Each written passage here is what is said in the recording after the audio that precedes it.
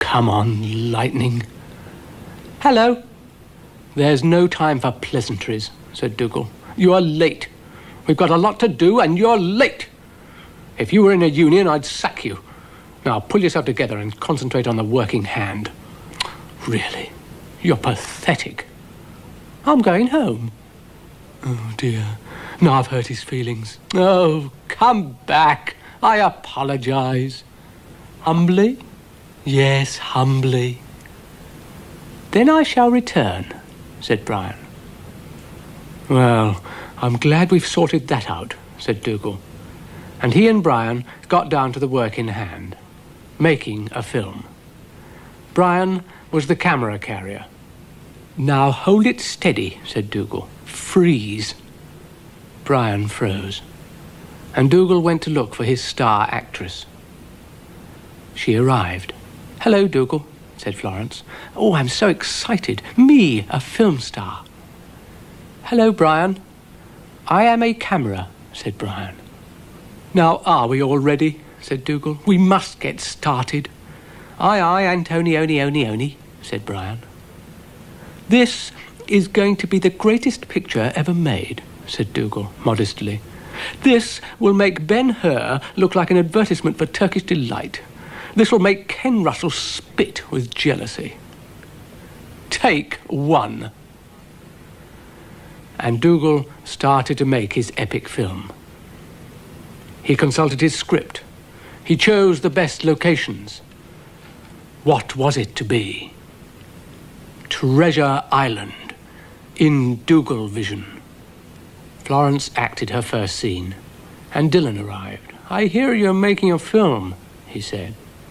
I'm trying to, said Dougal patiently, but you've just walked in and ruined the first scene. I don't want to worry you, said Dylan, but look. Indians? I didn't order Indians. Come out, said Florence. Wasn't I good? Said Ermintrude, appearing. Oh, joy, joy! I'm a film star! A film star! Dougal sighed. I wonder if this ever happened to Eisenstein, he thought. Let's get on then, said Brian. Right, said Dougal. Underwater, close-up of shark. What? Shrieked Brian. Come back, you coward! I'm a film star! Film star! Camera! Shouted Dougal. I'm not filming no sharks, said Brian. Oh, all right, said Dougal. We'll have some man-eating butterflies instead. Really? Really? Hello? Where's my leading lady? I'm here, shouted Florence, and I've found the treasure.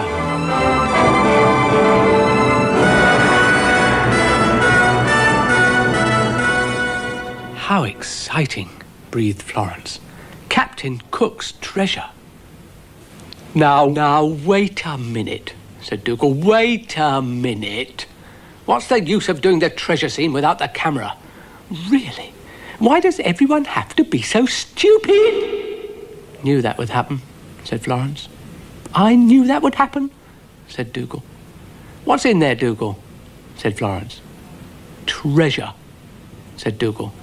It was a large lump of sugar, and I'll trouble you all to keep your thieving hands off it.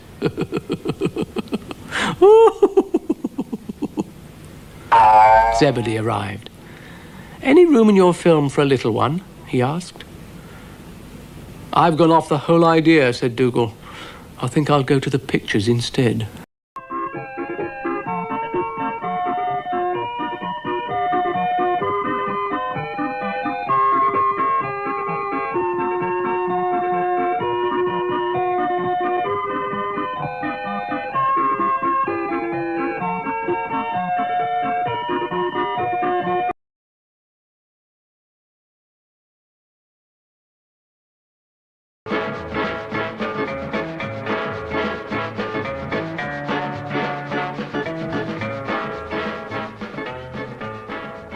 "Whither away so fast?"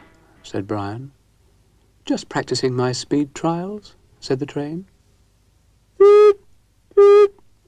I'm the fastest thing in the garden," she said. "Beep.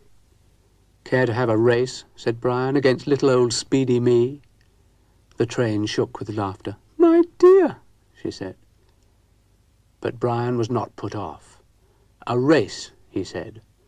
"All right," said the train. "I'll give you 3 miles start." "That's telling him, girl," said Francis. "When you're ready," said the train, giggling. "Just limbering up," said Brian. "So am I," said the train. "Ready?" Whoop.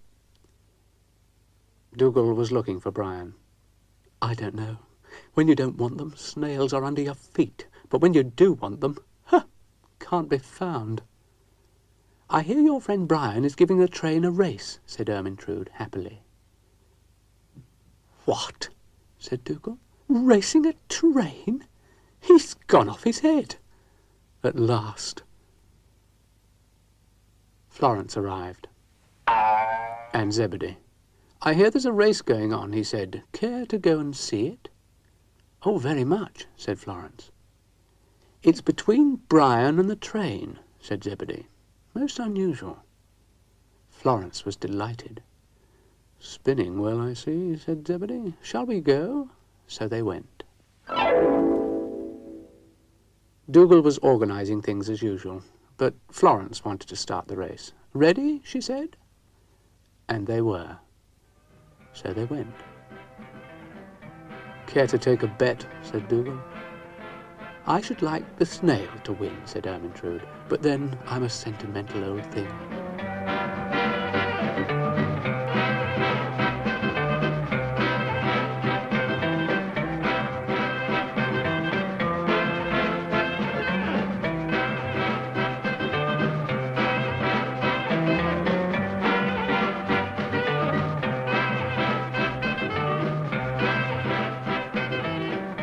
"He's 4 miles behind already," said Dougal. "Give him time." "Time? He'll need it." Florence picked some flowers for the winner.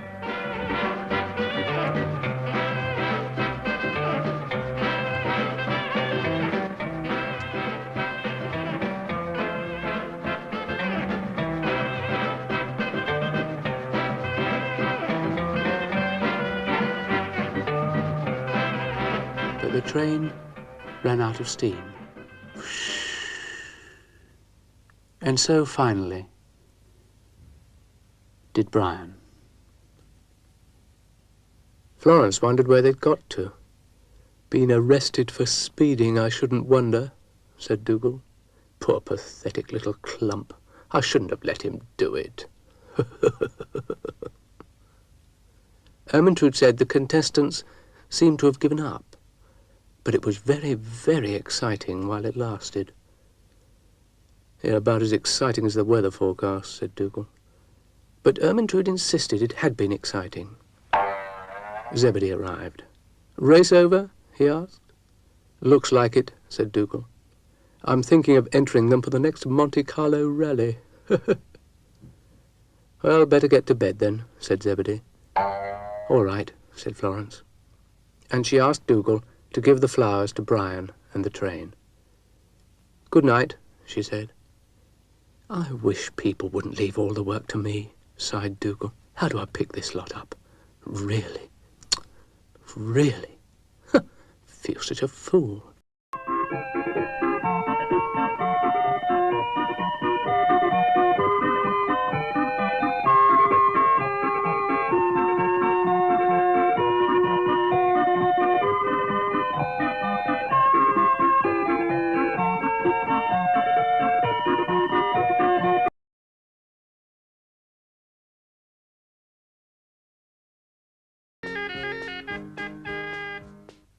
"Man," said Dillon, "I'm out of breath, like exhausted, you know."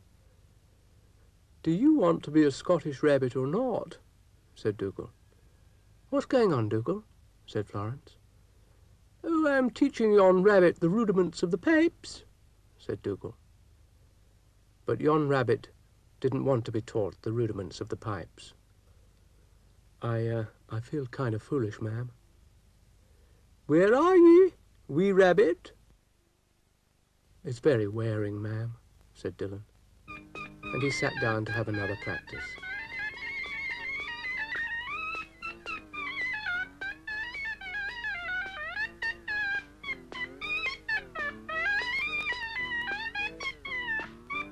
It's an ill wind, said Dougal.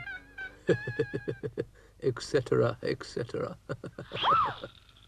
Mr. McHenry wanted to know who was being tortured. It's Dillon, said Florence. And it's not torture, said Dougal. He is learning the noble art of bagpipes. Ah, bagpipes, said Mr. McHenry. I've got some of those somewhere. Well, there's hope for you yet, said Dougal. And when Dillon arrived, Mr. McHenry left to get his bagpipes. We'll have a pipe band, said Florence. Mr. McHenry came back with his bagpipes.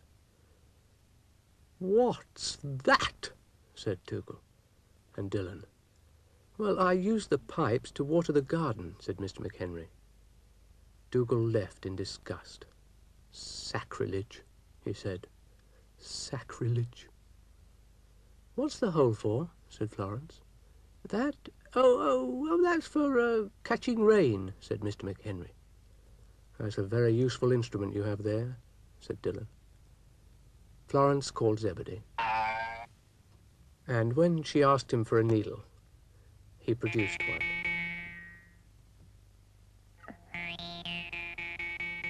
Any thread? Said Florence. No, I don't have any thread, said Zebedee.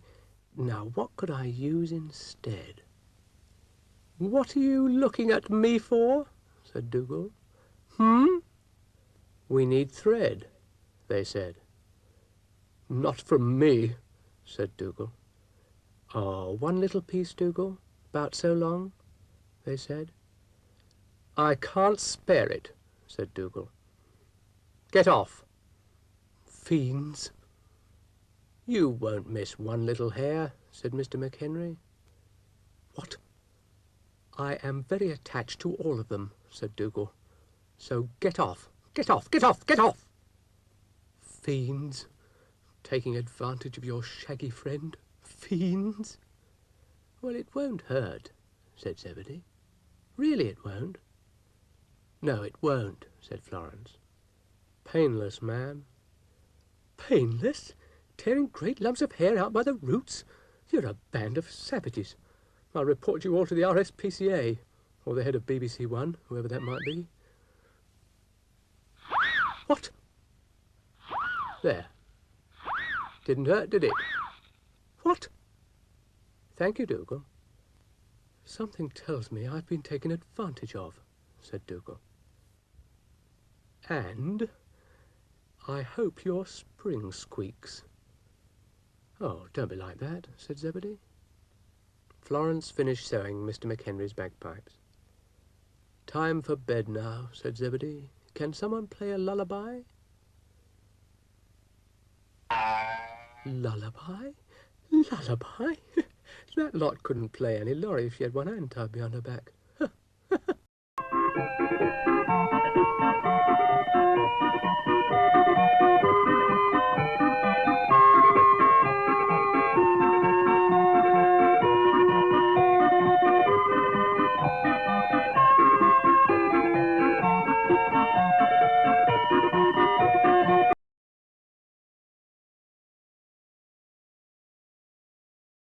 Zebedee arrived at the roundabout, and so did Florence, hurrying because she was a bit late.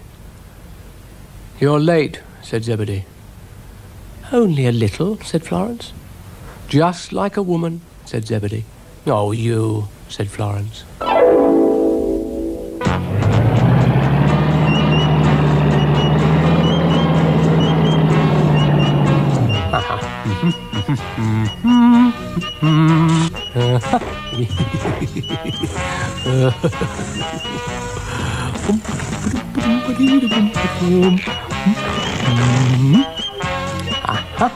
That'll fix her. No parking indeed. Bring your own meter, that's what I say. The traffic warden came along.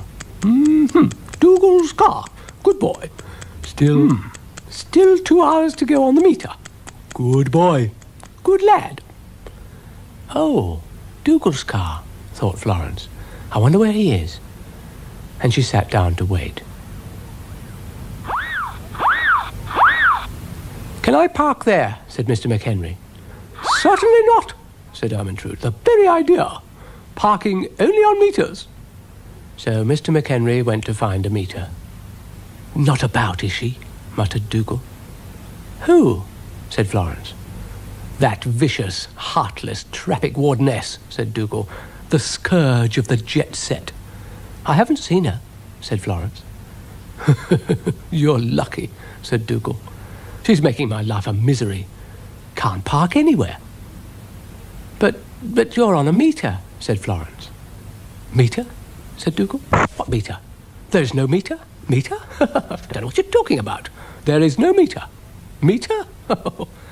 Oh, I thought there was a meter, said Florence. Ready? Excuse me.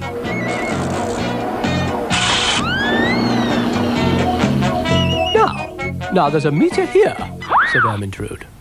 Oh. Well, there was one. Oh, Ermintrude dear, perhaps you need a little help. Or glasses, said Mr. McHenry.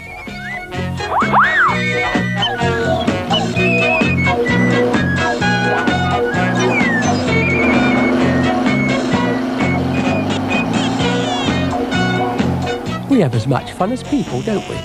Said Dougal. This'll do, he said. Out you get. I'll just have a look round. Florence got out. Thank you, Dougal, she said.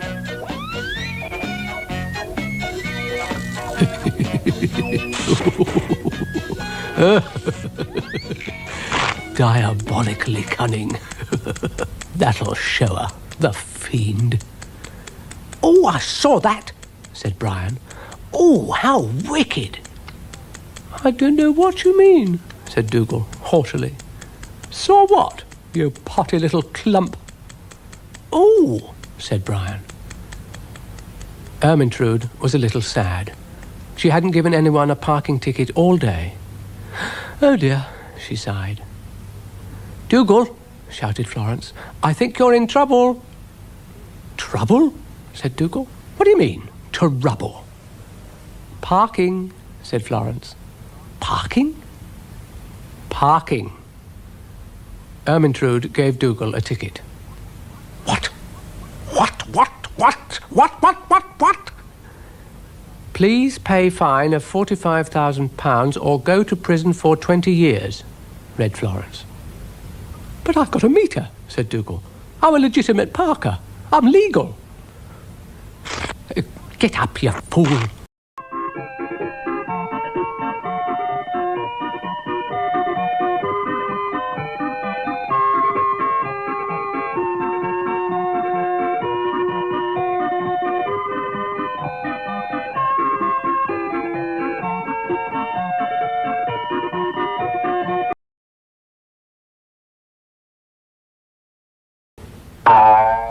Who arrived. Oh, there you are, said Florence. Yes, here I am, said Zebedee. Shall we go? Why not, said Florence. In the garden, the train seemed very agitated. My dear, she said, puffing away like anything. The gains on we've had here. I can hardly get my breath back. And she told Florence a gang had appeared and broken everything and then had run away, making a lot of noise. It left me all of a tremble, I can tell you, said the train, trembling. Gracious, said Florence. You can say that again, said the train. Gracious, said Florence.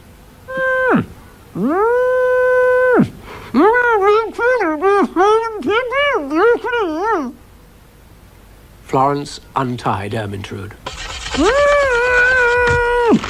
Gracious, said Florence again. Thank you, dear heart, said Ermintrude. "The trouble we've had here today. Rustlers, you know. Wicked things who like stealing cows." Gracious. But help was at hand. Now, what seems to be the trouble here? Said Dougal. "Rustlers, my dear," said Ermintrude. "I've been molested." "Tied up," said Florence. "Hoof and foot," said Ermintrude. "It won't do." Well, now, which way did the ornery coyotes go? "The what?" said Florence. I'll never keep this up. Oh, I'll get a sore throat. "Well, what are you going to do?" said Ermintrude with some heat. "Do?" said Dougal. "Well, how many were there?" "Hundreds," said Florence. "Hundreds? Well, in that case, I'm handing in my badge. I'm not daft. Catch me rounding up 100 desperate criminals." "Were they armed?" "Yes, 2 each." "No, I mean, did they have guns and knives and things?" "I don't know." "Yes, they did." "Well, in that case, I think I'll pop home and put the kettle on. Stay around here. You never know who you might meet. Do you?" "Hello, all," said Brian, arriving. "I hear you've been having a little trouble. Is that right?" "Nothing like the trouble we've got now you've arrived," said Dougal. "Now, don't be like that," said Brian. "I can be a great help in time of stress. I've had a lot of experience with rustlers." "He's off his head. He wouldn't know a rustler if it fell on him." Oh, you pathetic little clump. Leave this to the expert, namely me, who single-pawed outwitted the shepherd's bush mob, the ones that set fire to Hector's house. I'll get 'em.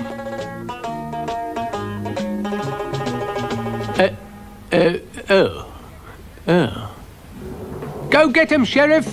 No, don't rush me, boy. Don't rush me, boy.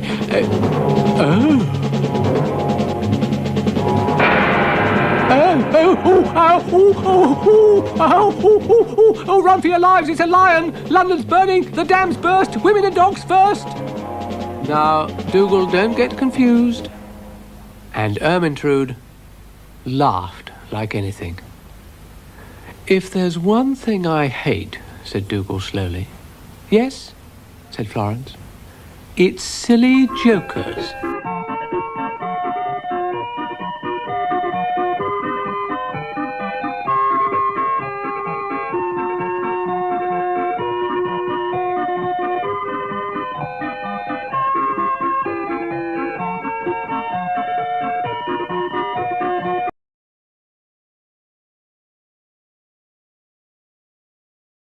"Now, before you say anything," said Dougal, "I want you to think very, very carefully." "Oh," said Brian. "Oh, oh, oh." "I might have known I'd get no sense out of him," muttered Dougal, and he pulled his caravan towards his car. "Here we go," he said. "Oh." Left the keys in the caravan.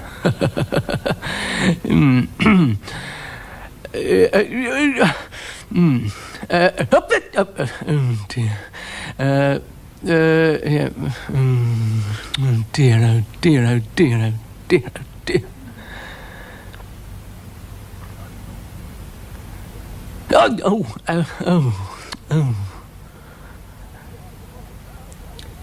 Hey,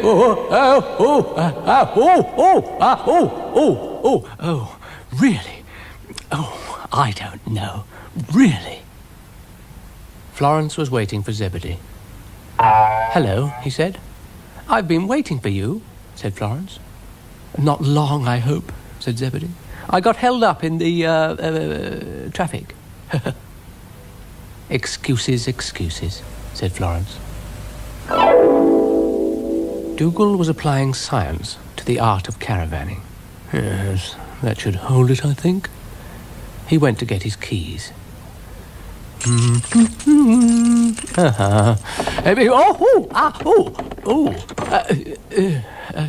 I think I've got it wrong somehow.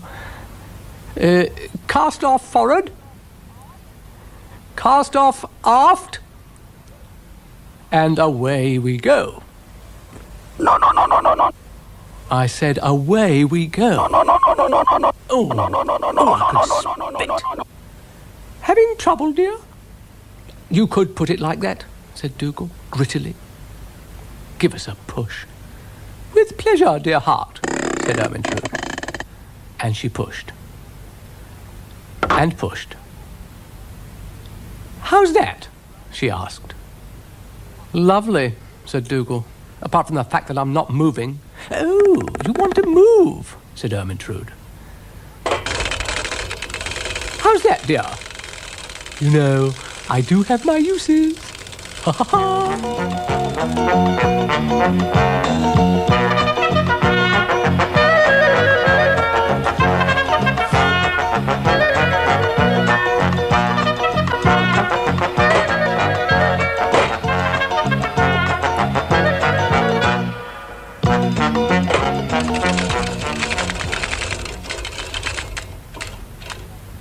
I think I'll stay here, sighed Dougal. I've come to give you another push, said Ermintrude. Ready? No, said Dougal. I'm all right, thank you. Are you quite sure? Said Ermintrude. I'm absolutely positive, shouted Dougal. Oh well, said Ermintrude. It's probably just as well. You know, I do feel a wee bit shaky. Nothing to what I feel, said Dougal. Oh, now it's decided to go. Typical. Florence came along. Hello, Dougal, she said. Hello, said Dougal. Have you ever been in a caravan? No, said Florence. Oh, you'll have to move that, said Brian. What? Said Dougal. How can I move it? It's got no wheels. Exactly, said Brian. You've put a house in our green belt. Oh, I might have known that snail was in town and country planning.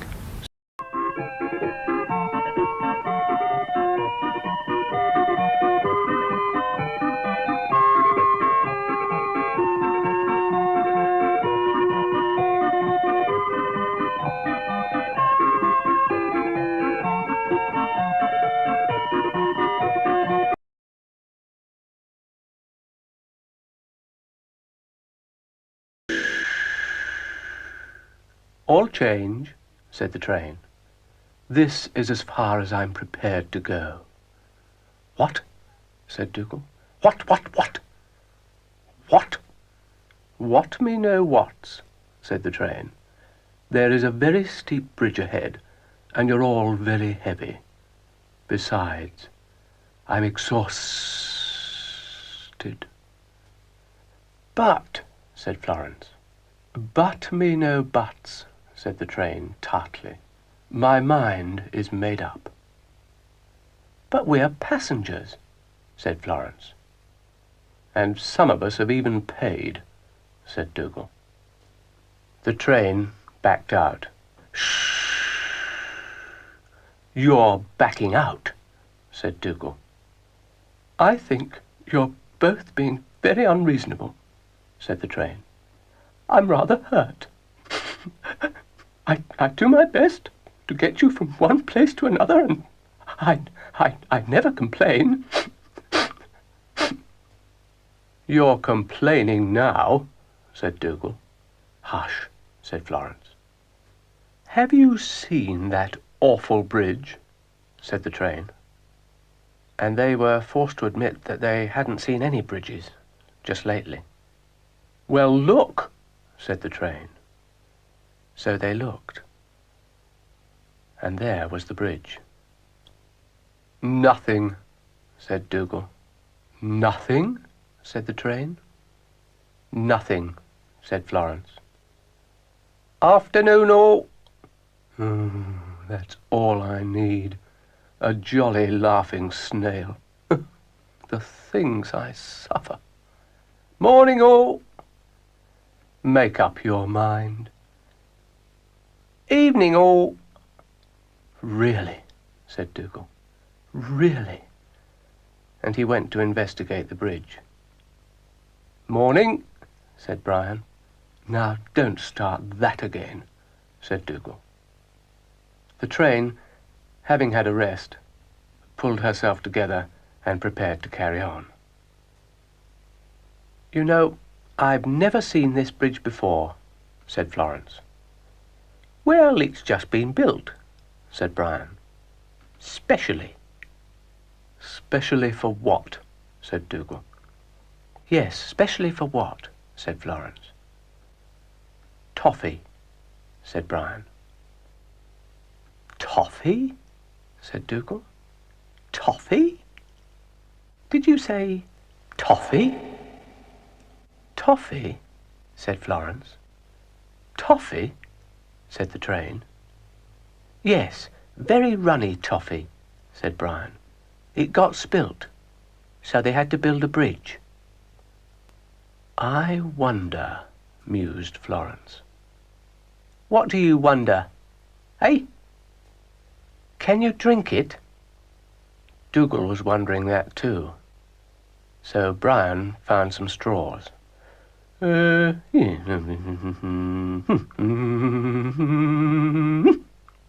Thank you, said Dougal. You're welcome, said Brian.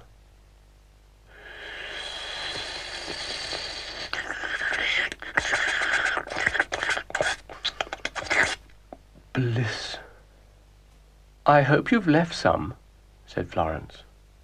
For the rest of us. The train, seeing that the bridge was no longer necessary, decided to carry on the easy way. All aboard, she said.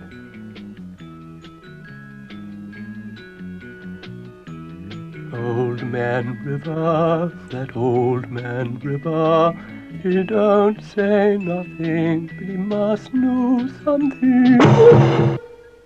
Oh dear, oh dear, I appear to have fallen off a bridge.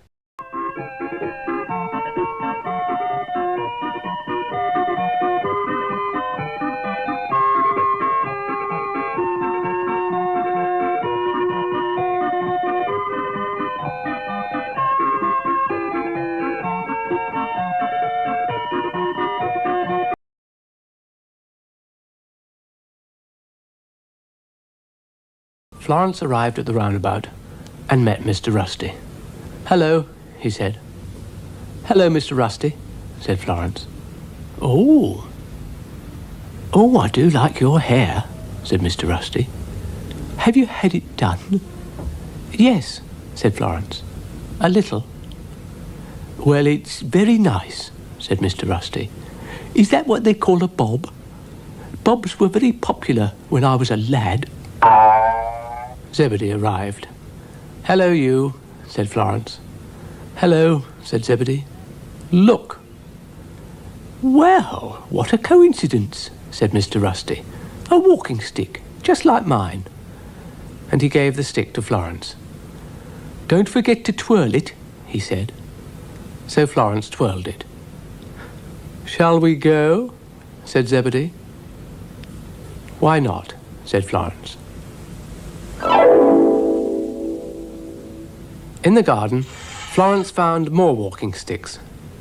So she did a lot of twirling. And so did Zebedee.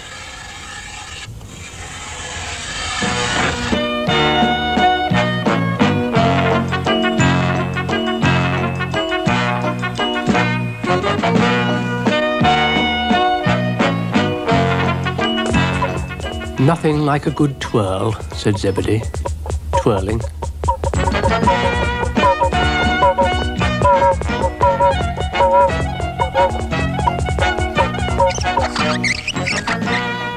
What are you doing, Dougal?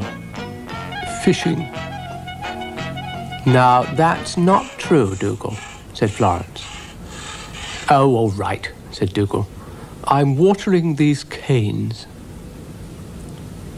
Watering? Watering. Well, you see, it's my crop of sugar cane, and I don't want them wilting, do I? This is my special watering machine, stops them wilting. There's nothing worse than a wilting cane. That's what I always say. Hello? What's this? You've picked one, you vandal. Oh, you fiends. And you, how many have you got? Don't attempt to deny it. Come on, empty your pockets. Turn round. Oh.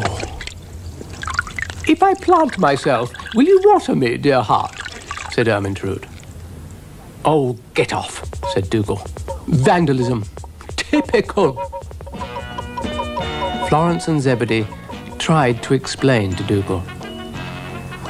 And Mr. McHenry came in. What do you think you're doing? Asked Dougal. This is a private watering machine, I'll have you know. Whatever next? I don't know. First vandalism, then mad gardeners. Mr. McHenry apologized. I got carried away, he said. Someone ought to carry you away, muttered Dougal. Florence asked Zebedee if she could have a sugar walking stick. I've never tried a sugar walking stick, she said. Oh, there you are, said Dougal. Go on, have a lick. It's raspberry flavour, my favourite. Florence had a lick. Oh, it's lovely, she said. Naturally, said Dougal. Excuse me, please. Plant it, said Zebedee. So Florence planted it. You can eat it later, said Zebedee. When it grows bigger, said Florence. A walking stick as big as a tree. I don't know about walking sticks, said Ermintrude. What about some sugar turnips? Or sugar carrots? I'd look a sight walking down Piccadilly with a sugar carrot, wouldn't I?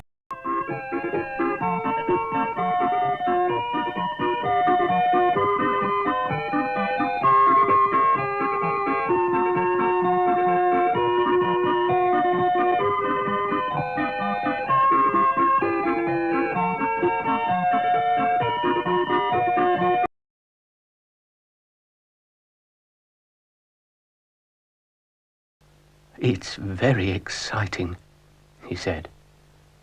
You look. What is it? Said Florence. It's so exciting I can hardly contain myself, said Mr. Rusty. Ooh, you try blowing that. So Florence blew. Zebedee arrived. What are you doing? He asked. Blowing bubbles. Blowing bubbles? Bubbles, bubbles, bubbles. Do you know, for a moment I thought you said bubbles. I did. And Mr. Rusty confirmed that they were, in fact, blowing bubbles. Do you want to try? Asked Florence. Well, I think I'd better, said Zebedee. So he did. Ah! You can take it if you want to, said Mr. Rusty. Thank you, said Florence.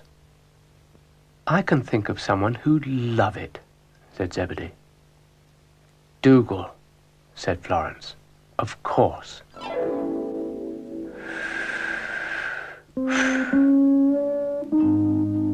What was that? What was that? I hate an unexplained noise. What is going on? Bubbles. Bubbles? Said Dougal. Now don't start. Don't start what? And explain your bubbles. You blow in this, said Florence. Good heavens, said Dougal, following his bubble.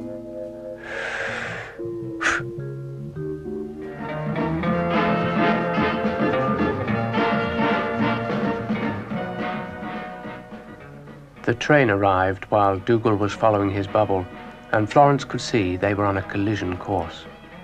Look out, Dougal, she called. Too late. Ah! Madam, said Dougal. The train got quite heated.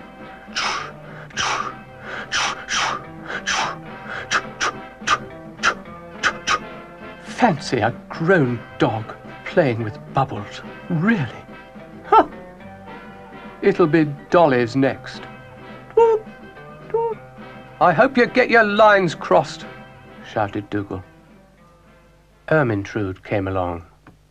Oh, I don't believe it. Bubbles in the sky. I haven't blown a bubble for years. Oh, you'll think me an old softy, but could I have a try? And she sat down, quite overcome with the prospect of blowing bubbles. I've run out of bubbles, said Florence. Oh dear, said Ermintrude. What a pity. Just when I got all excited. Can't we find some? A cow blowing bubbles, they'll never believe it. The train came back.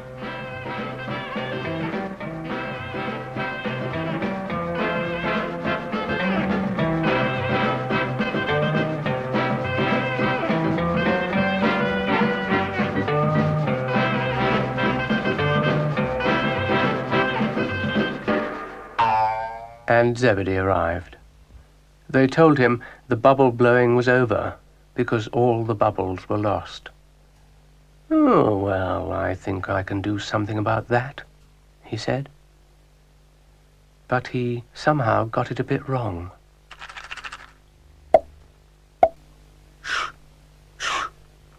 I'm forever blowing but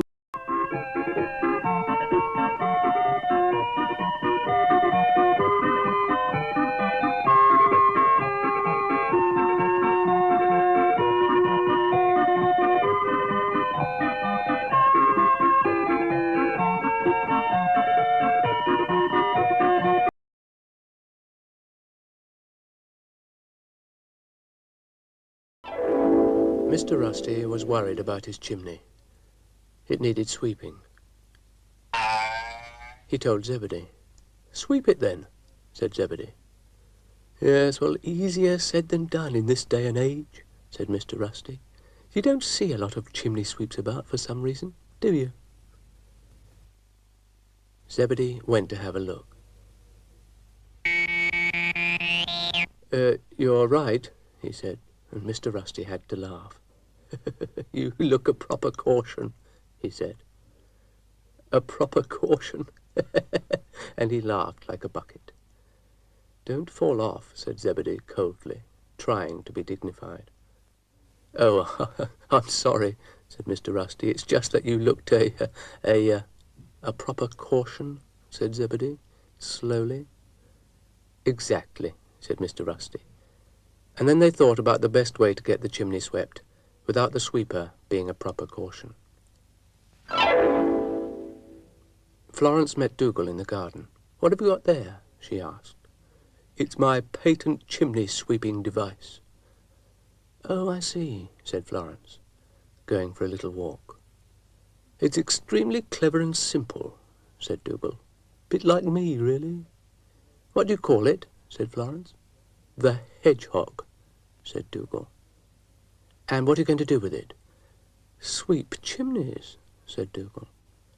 "Oh, yes," said Florence. "What am I going to do with it, really?"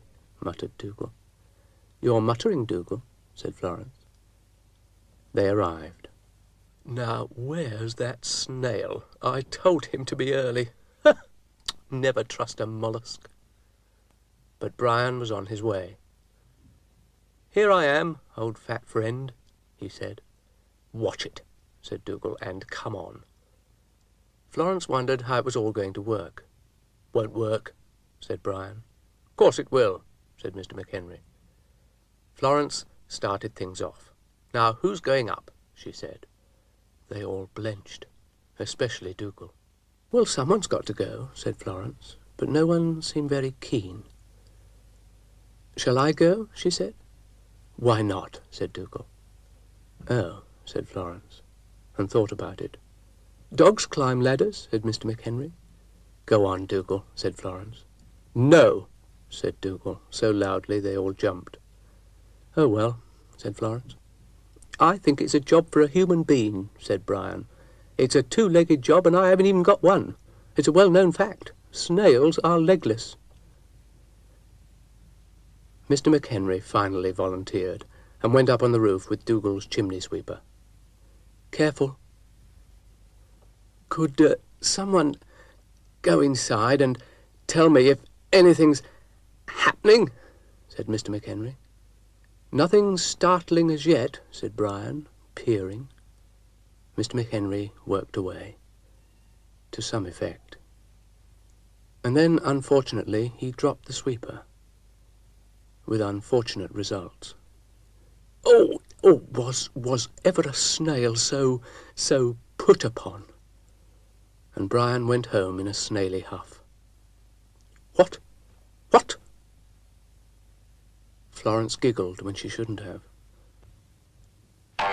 What's going on? Said Zebedee. I thought you were sweeping chimneys. And he went to investigate. Good night, sighed Florence. Did I do it right? Said Mr. McHenry.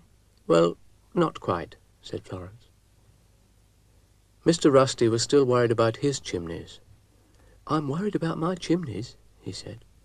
They'll have to wait, said Florence.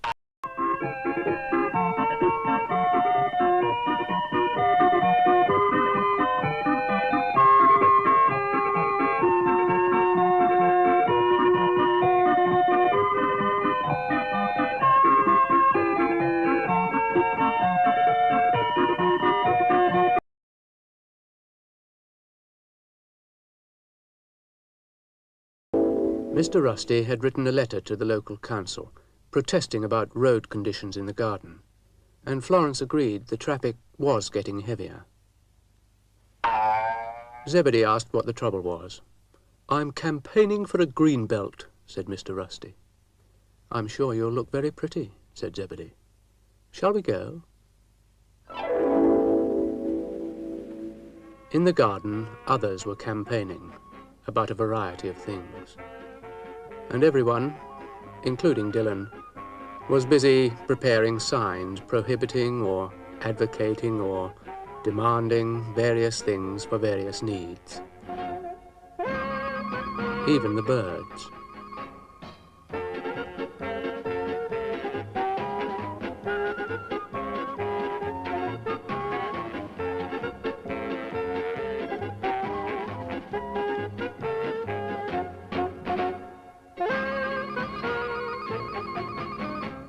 And Penelope.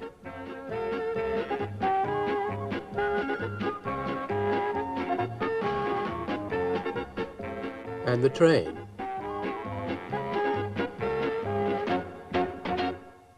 Between her shunting activities.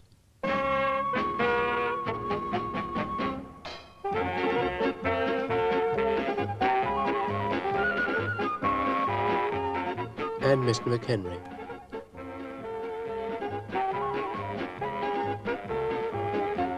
And, of course, Brian. It was obvious some coordinating had to be done, so Zebedee asked them all to explain their signs. Me first, said Brian. But Zebedee said he would leave it to Florence to choose the order, and would they please put their signs on the posts and explain. They agreed. Everyone should be given a fair hearing, said Zebedee. And they agreed again. Democracy, said Zebedee. Lovely, said Ermintrude. Penelope was to be first, and she explained her sign meant danger, spiders at work. Dylan was next. Your turn, Dylan, said Florence. Lazy thing, said Penelope tartly. Dylan's sign was no hooting, rabbits sleeping. Ermintrude was next. I wonder what it'll be, thought Florence. It was keep off the flowers. And then it was Dougal's turn. Oh dear, thought Florence. Keep cows off the flowers, said Dougal. Doesn't look a bit like me, said Ermintrude haughtily. Mr. McHenry's turn, said Florence quickly. And Mr. McHenry's sign meant, apparently, scooters only. Cheek, said the train. And when Florence asked for her sign, put up one which simply said, trains only.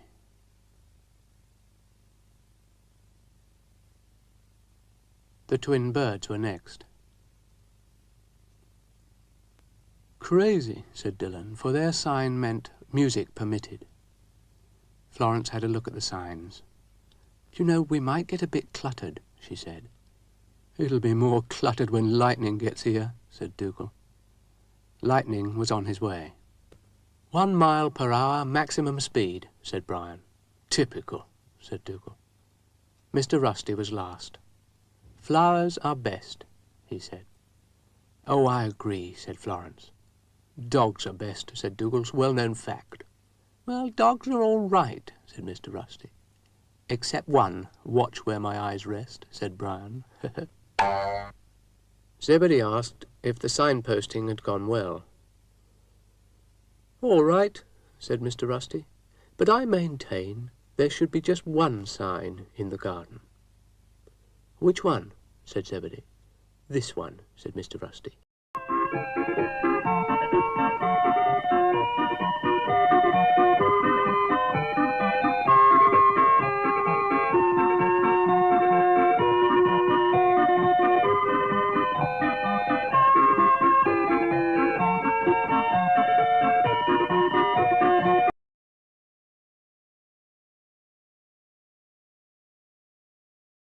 Zebedee had gathered together an orchestra, and the concert was about to begin.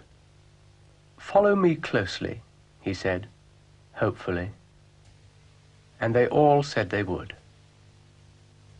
We are poised, said Brian.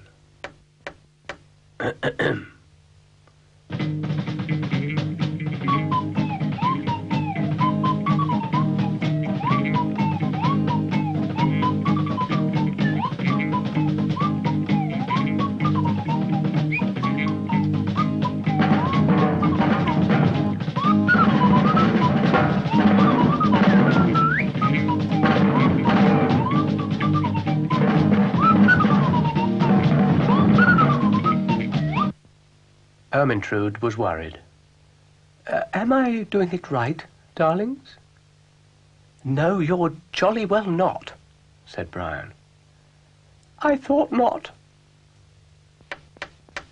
May we try again? Said Zebedee.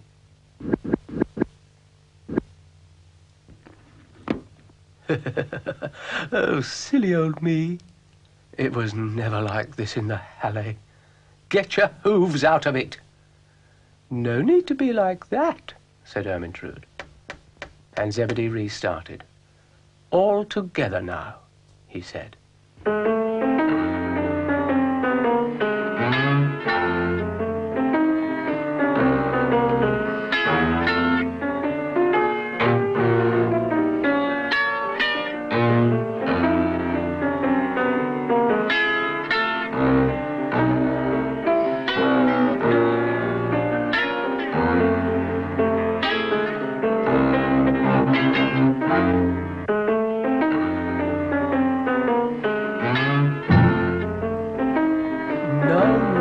No, ma'am, said Dylan. Follow the beat. Please. Ermintrude promised to try harder and apologized for holding them up. Fun, though, she said. Zebedee, undaunted, tried again. Hey, I've just noticed. It's a long way down, isn't it? Just play, said Dylan. I'm stuck. Oh, ma'am, said Dylan. I don't think Brian's very happy, said Florence. I'm stuck on a harp. Well, you would choose the harp, wouldn't you? Great oaf. I think you're rotten. Ermintrude was all for carrying on without the harp. So Zebedee said they'd better. Ignore all harp cues, he said. And drum cues, said Ermintrude. How humiliating, said Dougal. Florence thought they should get on, and so did Dylan. Ermintrude was prepared to give her all. I'm still stuck. Oh, what is the point of it all? said Dougal. Come on, kitten on the keys, he said, which made Ermintrude very cross. Get off, said Dougal. Cheeky thing. Zebedee had one last try.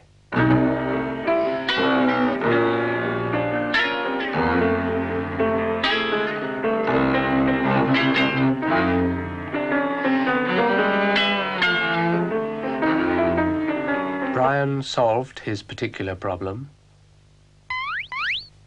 I'm unstuck, he said, and lovely with it.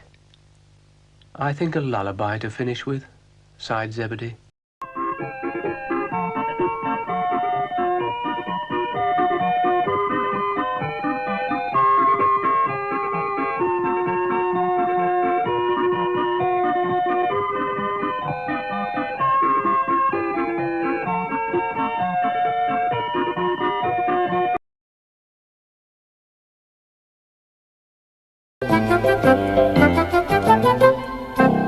Dougal was listening. What are you listening for? Said Brian. Quiet, said Dougal. Yeah, should be right. Yes, just here, I think. Yes. Brian listened. Oh, get up, said Dougal. I'm listening, said Brian. What are we listening for? Worms, said Dougal. Eek, said Brian. Oh, come back, said Dougal. Buffoon. I'm not overly fond of worms, said Brian. Here we are, said Dougal. Eek, said Brian. This made Dougal furious. Will you stop shouting eek, he said. Really? I'm sorry, said Brian. It's just that worms make my ears go cold. I don't know why. Dougal explained that he was, in fact, looking for gold with the aid of his gold-detecting machine.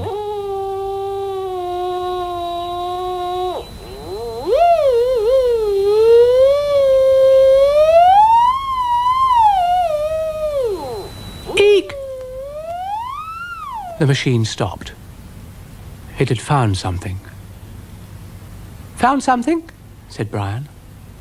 Now, don't start asking silly questions, said Dougal. Yes, I think this is the place. The place to start the mine. Mine?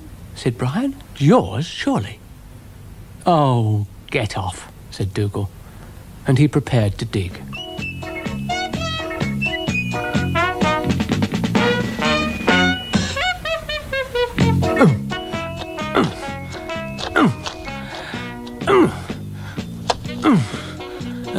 Get my helmet, said Dougal. Oh, yes, sir. Hang on a minute, sir, said Brian. Dougal dug. Brian brought the helmet and gave it to Dougal. Right, here we go, said Dougal. All right, sir. Perfectly, said Dougal. I appear to have stumbled on an underground cave. Interesting. Are there any snakes? Said Brian innocently. Dougal didn't wait to find out. I've decided, he said, to let you have the first look. You're too kind, said Brian. Hello, snakes. Snakies. No snakes. That's a relief, said Dougal. Brian and Dougal decided the cave was no longer a very safe place, so they left. Hello, world, said Brian. I'm not going down there again, said Dougal. But what about the gold? You can have it, said Dougal. It is all yours. Florence arrived. Oh, I like your hat, Dougal, she said. Thank you, said Dougal. Don't go too far that way. There's a hole there. A bit of a hole. A hole, said Florence. How lovely. And she called Zebedee. Yes, he said. A hole, said Florence. A hole, said Zebedee. A hole, they said. How exciting, said Zebedee.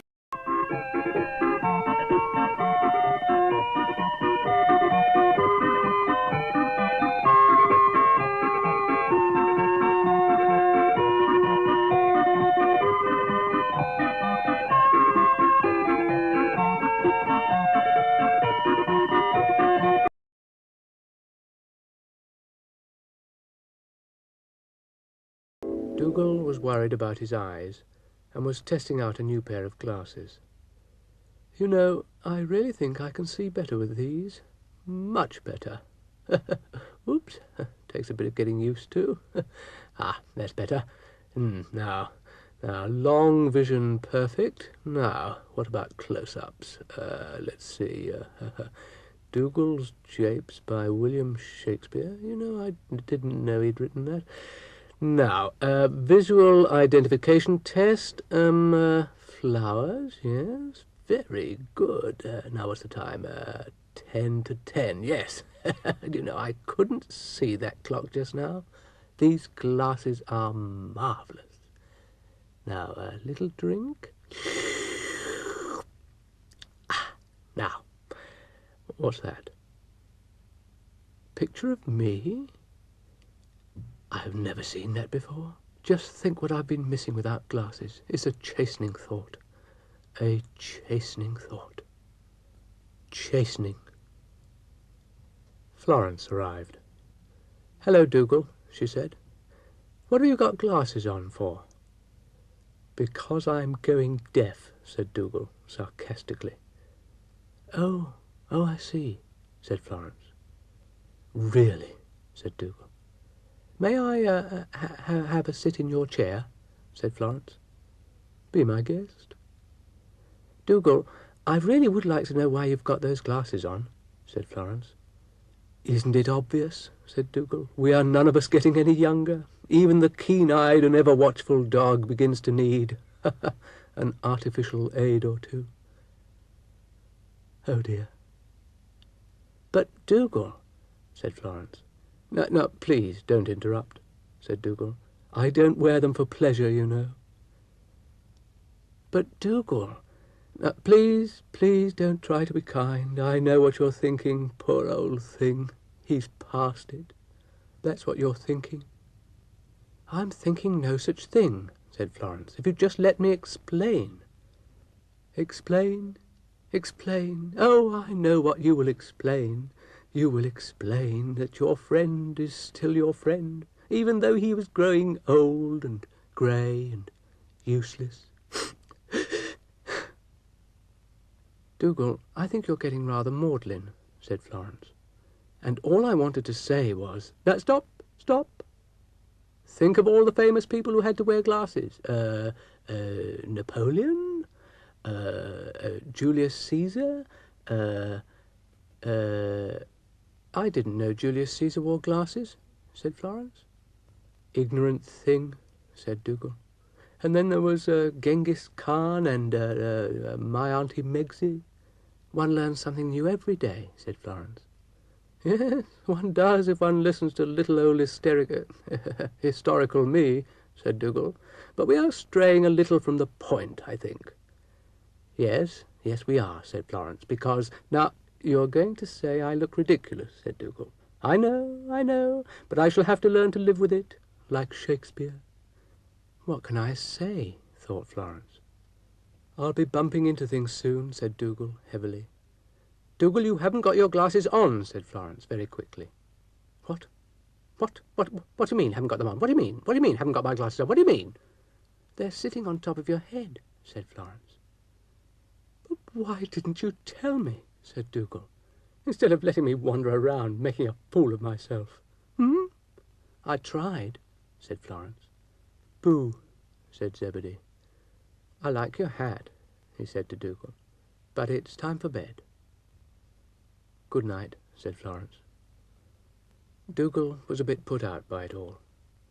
"Good night, Dougal." "Yes, it's all right for some. They haven't gone around looking foolish all day."